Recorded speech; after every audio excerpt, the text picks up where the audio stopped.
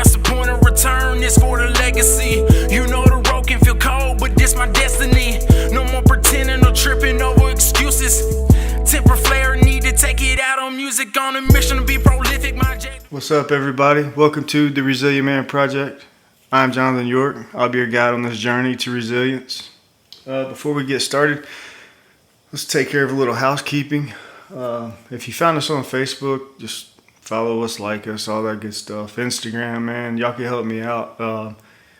Y'all heard the first part of my story, so there wasn't much time to learn about social media and computers, so pretty far behind on that type of stuff. I'm going to work to get the TikTok thing going and Instagram and all that. If y'all could help me out and find me on all platforms, it is Resilient Man Project on all platforms, including YouTube, Facebook, Instagram, and TikTok. Man, if y'all could help me out and find me there, that would be awesome.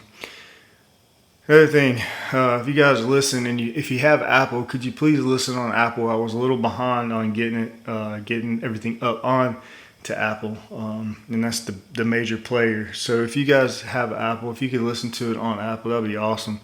And if you guys could rate it and review it, from what I understand, that's like the key to this thing. If you guys could rate it and review it for me, that would be freaking awesome. Share it, man. Anything would be really cool, and I would appreciate it greatly.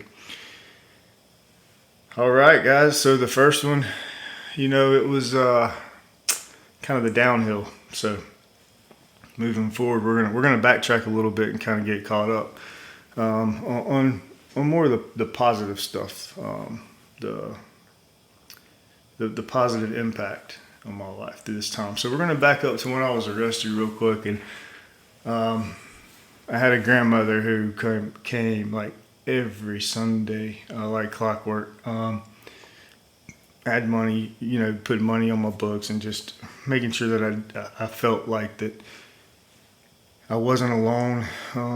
And she really kind of helped me get through that time. Some other people stopped in every once in a while, but she was so consistent, and I could count on her and depend on her, and that it meant a lot to kind of have that thing to anchor you. So then kind of fast forward, when I'm in jail too, I'm in jail for 8 months before I get transported, and there's a church service, and I think the guy's name was Red. I think he went by Red, but would come in to the jail where we were and have church once a week. So as I got clean and the fog started to lift, I attended that, and I feel like God started really working on my heart, like I said, almost instantly, almost from the time that I woke up from my haze. After 4, maybe 5 months of attending this service, I actually get baptized in the back of the kitchen in the jail, in like a slop sink, basically. And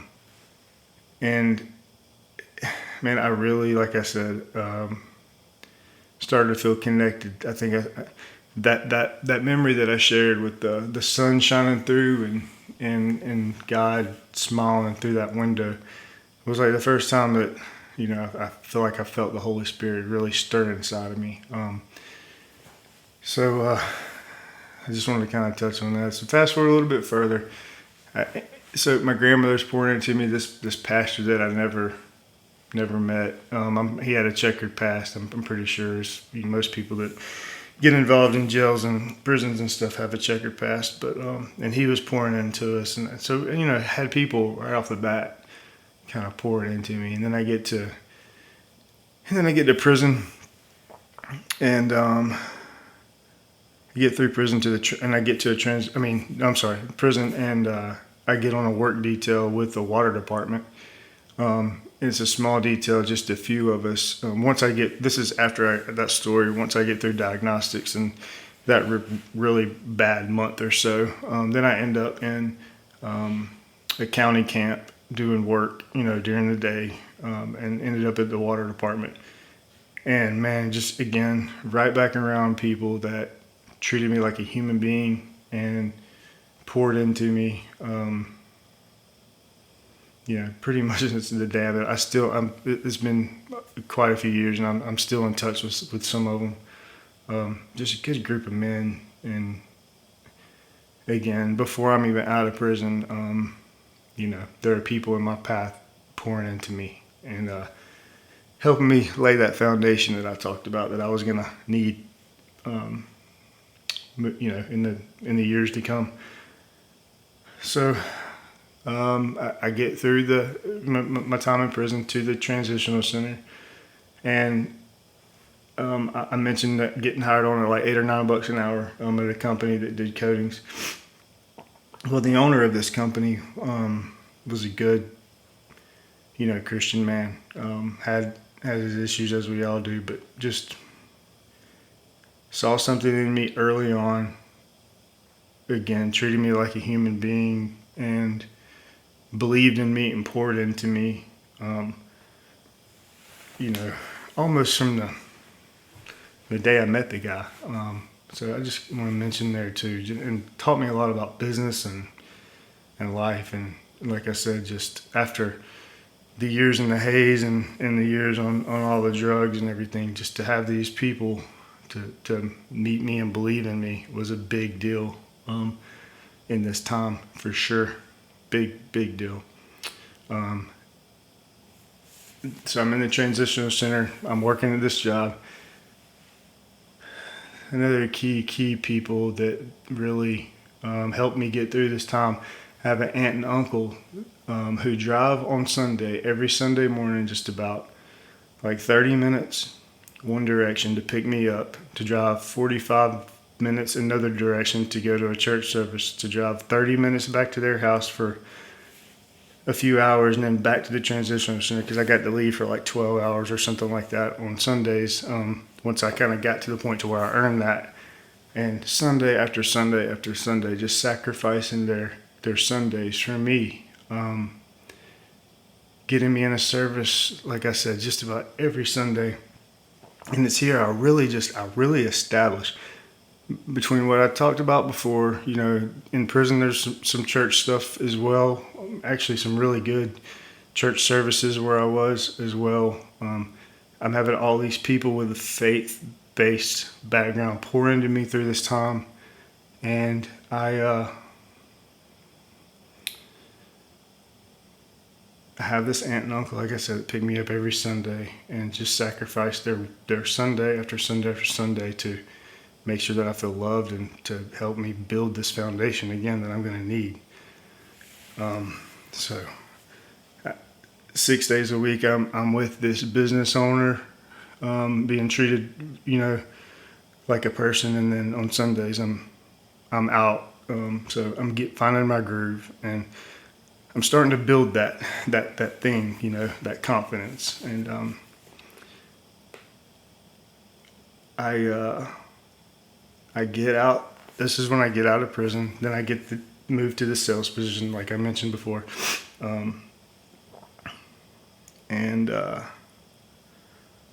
So I'm fresh out of prison, and I'm given a truck, a phone, 6-figure income, like fresh out. Like, it tells you just the trust and belief that they had in me and the progress that I'd made in such a short amount of time.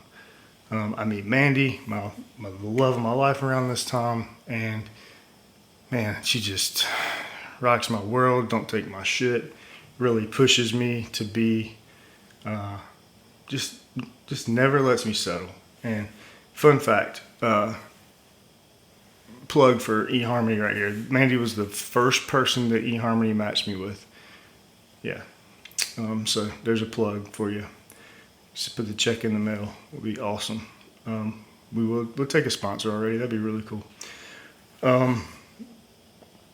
So I meet Mandy, eHarmony, making money. Things are rolling. She has a daughter and a son from previous relationships, and I'm instantly, like within months, they're calling me dad. They've always called me dad. That's the only thing both of them have ever called me, which is an amazing feeling, an amazing accomplishment maybe on my part. I really am proud of that. In the beginning, that was uncomfortable even for me, because I had you know, had step parents and stuff, and I had never felt that like that towards them. So it was just a really good feeling to know that that they looked at me in that way, and I was there for them like a dad should be, and you know, meet this amazing woman and her kids, and man, just think now we're not far from removed from the stories before, right?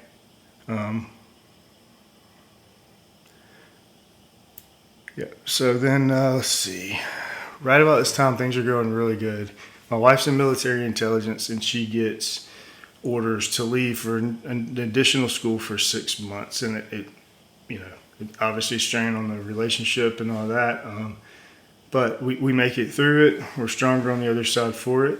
And I asked her to kind of help me talk about this period of time, because I have a hard time, you know, seeing the positive sometimes. And that's what she said, is just that you stepped in, you stepped up, you stepped in the kids in my life, and were just a constant, and you know, took care of us. And it made me, it really touched on a part that I wasn't even going to mention too much about, and that's the growth that I made as just a father figure and a human being. But while she's gone for this 6 months is when I lose my sister. And my wife is in well, at the time my fiance is in Arizona. We get engaged right before she leaves, and man, she's back like the day after. You know, just she's back all the way to Georgia like the next day. I mean, just there for me. So let's just kind of fast forward through the bad stuff again. I lose my mom ICU, lose my sister, I lose my mom. Take the pills, you know, and from the time that I lost my sister, and then through mom and the pills and everything, is, you know, somewhere around a year and something like that. And it's a dark time. I asked my wife last night to help me kind of describe me at that time, and she said just numb, and we came up with numb. We came up with just let's see what we come with. Defeated, withdrawn, just a sense of darkness. It's just kind of overall just. I just checked out for a minute. But like I said, that foundation of faith, the things that I had been through, sparked that thing in me that sat my wife down and said, you know, at the time, fiance sat her down and said, you know, not this time. And for the first time in my life, I probably handled the situation like a man, you know, and it was definitely a good step in the right direction, for sure. And through the conversation with her that day on the couch, we had visited a church a few times. It was just like a pre-launch, hadn't even launched yet, and the pastor seemed like a really good guy. I just felt kind of a connection, and so through that conversation with Mandy, we decided that I should give Clint a call, and I really lean into Clint, and I don't even know him at this time.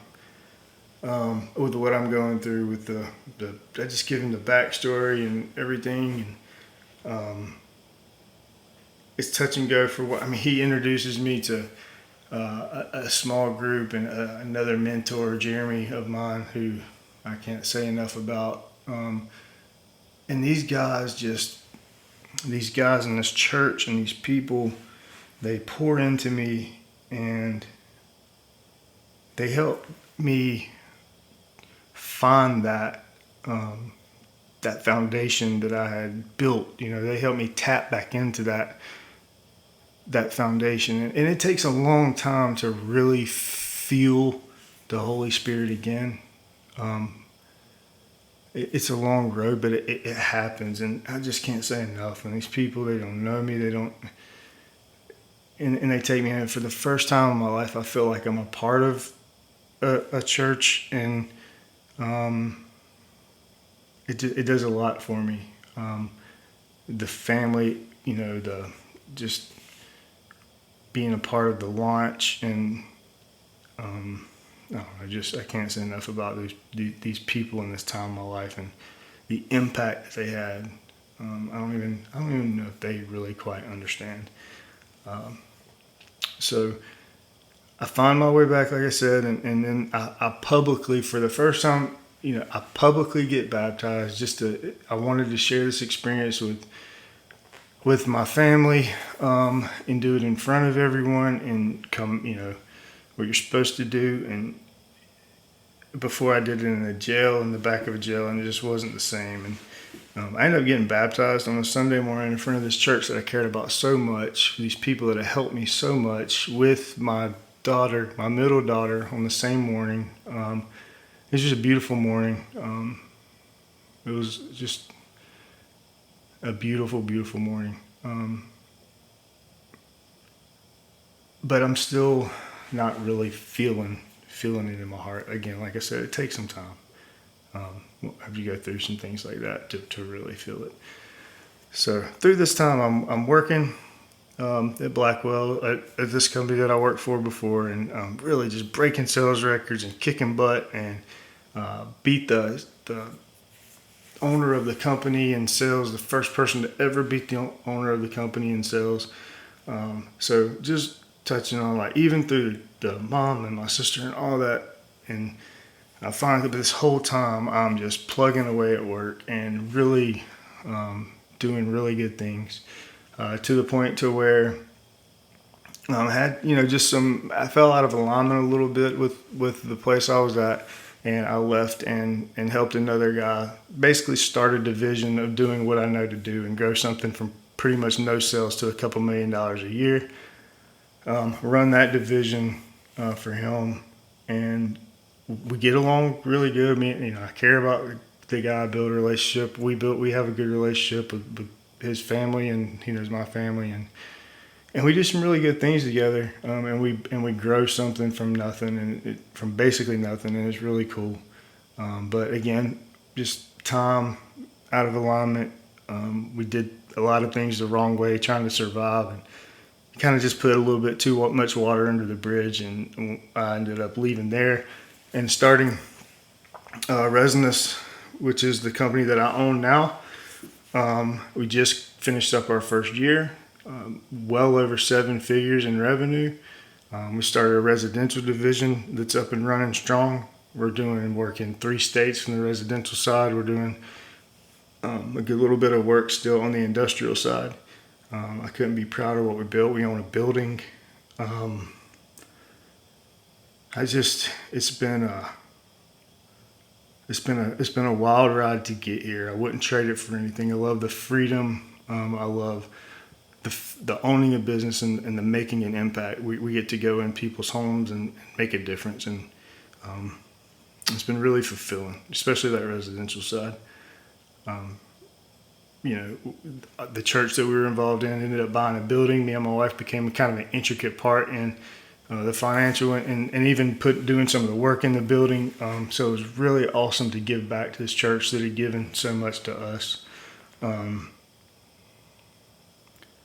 So things are well, but like I said, I'm still just kind of out of touch, to be honest. I'm still just a little bit withdrawn. If I'm being honest, I'm doing a lot of the things right, and that combined with some things that my wife was going through, I don't. And let me back up too, real quick. I forgot one pretty key thing is that my mom passed, and we found out the week that my mom passed that my wife was pregnant with my daughter, which I took it as like God knew that I needed that presence in my life, and he just instantly replaced it. So throughout this time, like I said, I'm killing it, and we have my daughter, so our family grows. and everything's going awesome. And like I said, I work my way back to kind of myself, to the point where my son from my first marriage, on one of his visits, asked about moving in. So here I am calling my ex-wife, who 5 or 6 years before I had been foreclosed on, 2 homes, just a horrible person. Knew all of my dirty secrets, knew everything there was to know about me, and here I am, scared as hell. I'm calling her, wanting her blessing for our son to move in just 6 years, 7 years after. And the response that I got, that she was completely on board and that she thought it was a good thing, and it just really, I think it did a lot too to help me kind of forgive myself and to just kind of move on. If she sees me in this light after everything that I've done to her, to the point where she trusts me, for our son to move back in with me, man, it's just, I don't know, it was a big step. And that didn't really hit me until last night. Talking through all this with my wife, but it's kind of a cool thing.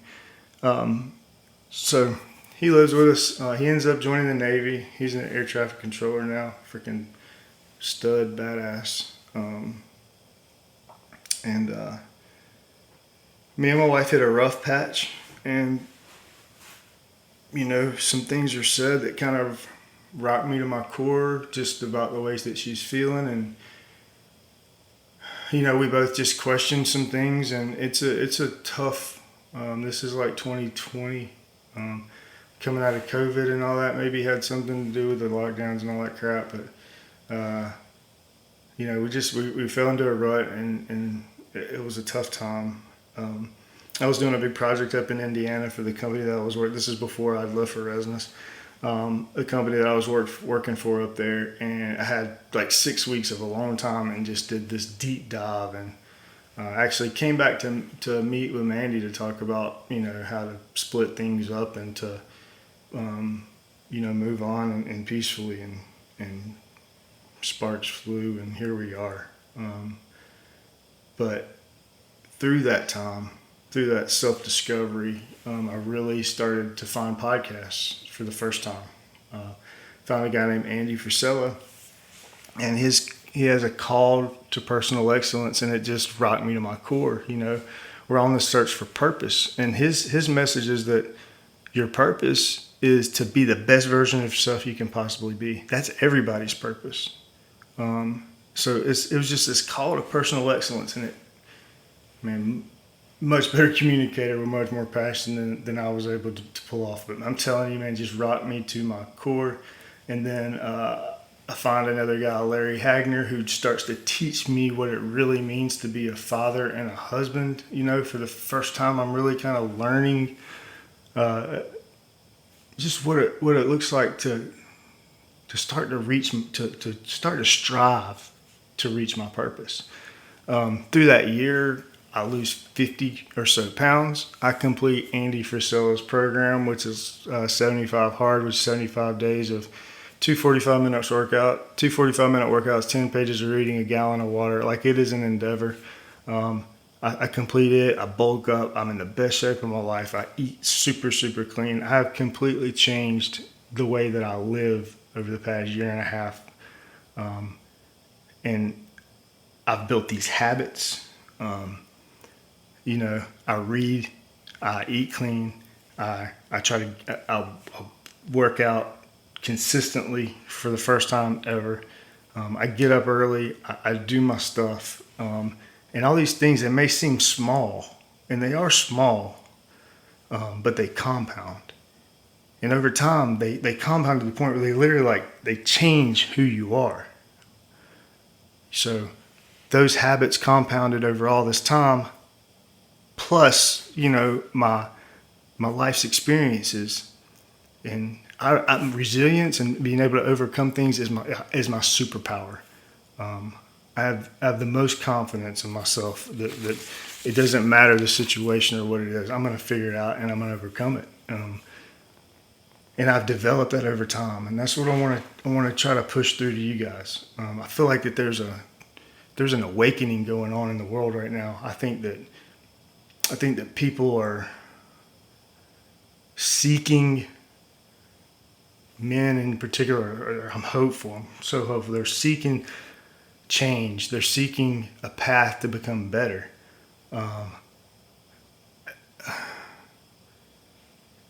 The awakening, the spiritual awakening I experienced, the physical, the mental awakening I experienced over the past 18 months or so is unlike anything I could ever imagine, unlike anything I ever thought was possible. I feel it has been divinely led. I feel that I want you guys to experience this stuff. God put it on my heart when all this started. He said, all of your life, all this pain, all this struggle, all these lessons, that the path you've walked, it's all been preparation for what's coming, for what you are needed for. It's all preparation for the back half of your life, for the Resilient Man Project. I believe that with every ounce in me, that life was for this. And I want to bring people together. I feel we're being divided. I feel that we're being tricked into a life of mediocrity. We're just told that, go to work and come home and crack a cold one, and let's watch the game on the weekends, and scroll on our phones at night, and that's life, and that's all there is, and that's not, let's watch a little bit of porn, and then let's wonder why we don't have a connection with our wife, or hell, a connection with anybody for that matter. We got to change. Like, it's time for some change. We have to want to be better. We have to want to reach our potential. Guys, you don't know what you're capable of.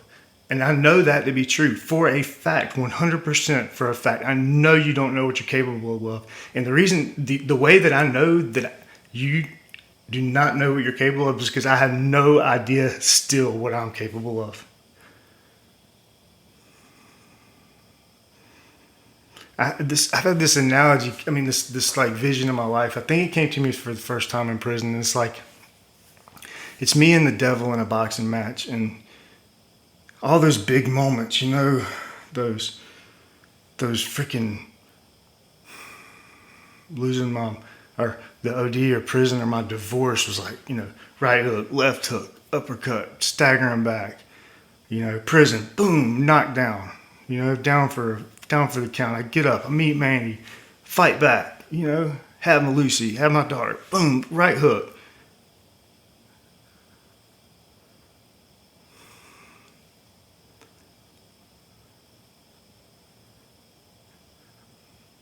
Then he knocks me down, and I'm on the mat, and I'm in prison, and I'm sitting there next to Mom that day on the floor, and I'm on the mat looking up, and he's just over me, and turns around, he goes to the crowd, and he starts to raise his hands up because he's defeated me, because I'm sitting there, and surely I'm not coming back from that, right? And then I have these flashes of sitting down and talking with my wife and meeting Clint and getting baptized, and I stand up, right? And I'm walking back, and all these beautiful moments that have happened to get me to this moment. And I walk up beside him and behind him, and I'm the resilient man now, and I freaking deliver a blow that just destroys him and knocks him flat on his back. But the biggest difference is the moral of the story is once you get him down, you don't turn your back and you don't freaking celebrate. You stand there with a blank face, you stare him down, and you dare him to move. You have to be intentional. You just have to make that next right decision. Listen, after my mom had my sister, there was a time where she turned to prostitution. There's needle hanging out of my mom's arm several times in her life. There has been one hanging out of mine. I have been at the bottom. I promise you, I have been at the bottom. The beautiful thing about the bottom, the beautiful thing is that rock that you hit is so much bigger than yourself.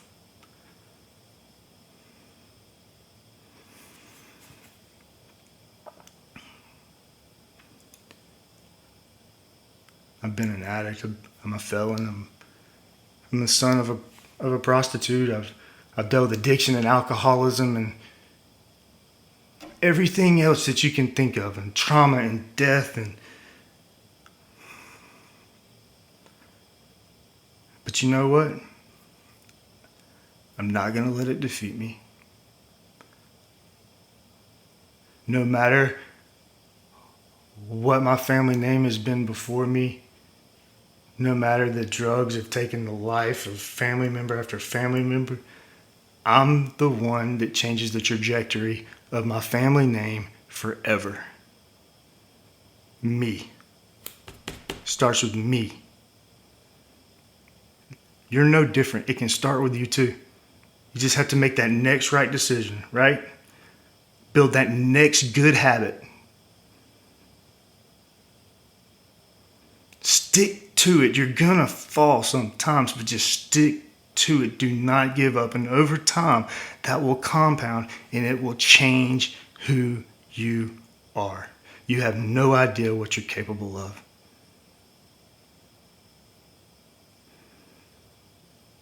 I'm changing the trajectory of my family name forever. It starts with me. You can be that person too.